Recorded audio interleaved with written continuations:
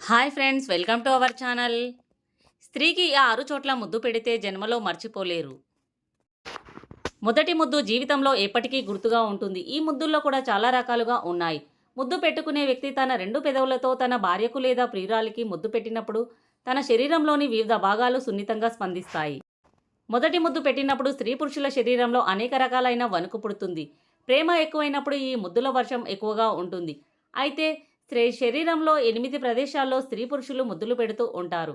ముద్దులు పెట్టే ప్రదేశాలు ముఖ్యంగా నుదురు, కళ్ళు, పెదాలు, స్తన్యాలు, బుగ్గలు, మెడ, శరీరంలోని ఈ ముఖ్యమైన భాగాల్లో ముద్దులు ఎక్కువగా పెడుతుంటారని ప్రాచీన కామశాస్త్రంలో లిఖించారు. ఇవి కాక కొందరు బహుమూలల్లో కూడా ముద్దులు పెడుతుంటారట. ముద్దుల ప్రక్రియ కొనసాగే ముందు శరీరంలో కండరాలు బాగా పనిచేస్తాయని శాస్త్రవేత్తలు చెబుతున్నారు. పెదవిపైనే కాకుండా మెడ వెనుక భాగం నుంచి ముద్దు పెట్టడం మొదలు పెడితే స్త్రీలు ఎంతో ఉద్రేకానికి గురవుతారట. మెడ నుంచి కాళ్ళ వరకు ముద్దు పెడితే స్త్రీలు తెలియని మధురానుభూతికి లోనవుతారట. వీపు పైన ముద్దులు పెడితే స్త్రీలు మంచి సుఖాన్ని అనుభవిస్తారట. నుదుటి భాగంలో ముద్దు పెడితే ఆమె భావోద్వేగాలకు లోనవుతుందట.